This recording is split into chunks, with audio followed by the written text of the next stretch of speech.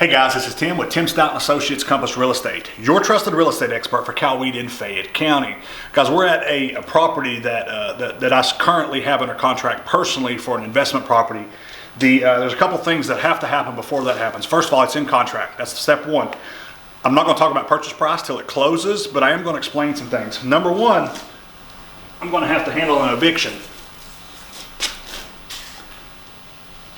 This guy's got to go. So as we come in the house, so what I'm going to do is I got some guys coming in. Once it closes, they're going to get rid of all the junk. So we're in the kitchen now. So one thing we're going to work on the kitchen. Cabinets are going to go. These countertops are going to go. We're going to redo the floor, new appliances. Everything's going to be brand new, new paint. So we're going to come in. We've already had the kitchen renovation contractor come through, giving us some numbers. So once we go under contract, we get all of our contractors coming in. They give us numbers, so we make sure the number that we're in a contract at will work. I work with a lot of investors who are always worried about the offer price and the purchase price. And my advice to that is, investors think if they are below their value that they're offering it for, it's a deal. If it's above, it's not a deal. But what if it's a $150,000 property, but it's listed at $120,000? You get it for $100,000, that's a hell of a deal. But what if it's at $180,000 and it's only worth $150,000 and you get it in contract for $155,000? That's not a good deal, but you perceive it is. So what I like to do is work my way backwards. I want to work with an ARV, an after repair value. So I did the comparables. I know what this property is going to rent for, and I know what it's going to be worth once it's fully renovated. I come in, I get all my quotes from the contractors, and then I know what it's going to take to get it right. And I know what it's going to take for me, a purchase price, to be able to make the percentage of money that I want to.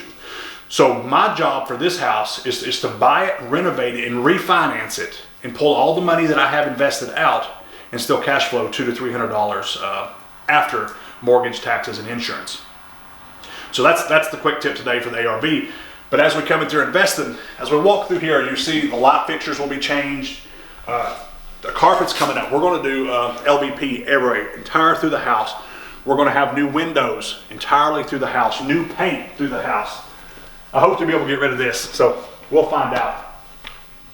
This house it's in probate right now, so it's going to take us a little longer to close on it. Probate, it's a good deal. It's off market. It never was listed.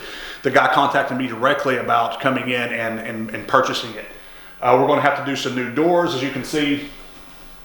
This door, something a lot of people wouldn't see, there's a big crack right down in the center of it to where it's been broke, and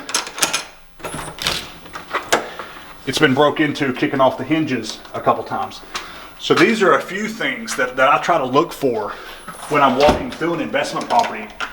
Always like to look at the roof. Some of the biggest expenses you're going to have is the roof. So you always have a roofing contractor come through, and you always look for water spots on the roof, which I see none here, which is great. So walking through the property, so we're going to do the paint, we're going to do the floors, we're going to do all the windows. We have 3 bedrooms and we have 2 baths. As you can see in the bedroom, just a basic with, we're going to do carpet, we're going to do paint, we're going to do windows, just really going to liven it up. The bathroom, we already have tile floors, so we probably won't have to adjust that. We're going to do a new vanity and work our way around that. The bathtub's probably in good shape, we hopefully save that.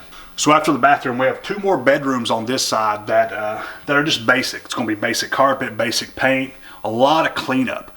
So as I'm coming through here, where my mind is what's going to be the big expense. We've had the HVAC looked at, we've had the roof fixed out. Both of those are in decent condition, so we're not going to have to replace them. So my second time around, I want to look and see what can be saved as far as like toilets, sinks, bathtubs, appliances.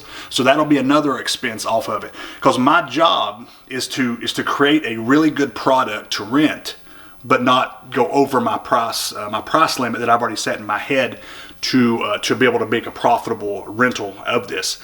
So as you follow us through the process of this property, this is the Fayetteville house. So this is what we'll call it. This is the BRRRR, the BRRR. You buy, you renovate it, you rent it, and you refinance. That's your BRRRR strategy. That's what I like to do with all the properties that I'm buying. So I buy the property, I renovate it, I rent it, and then I refinance it. When I refinance it, I pull all the money I have out of it. Then I have a property that's producing income for me monthly. Someone else is paying for that I don't have any money in. So BRRRR strategy is a great strategy. I learned it from Brandon Turner on Bigger Pockets. He's a big fan of it. This will be the third one that I've did in the last 7 months. So pretty big fan of it. So follow us through the Fayetteville property, and we'll have a couple more episodes, and we'll walk you through the entire process and let you know how it goes. Remember, guys, who you work with matters. Have a great day.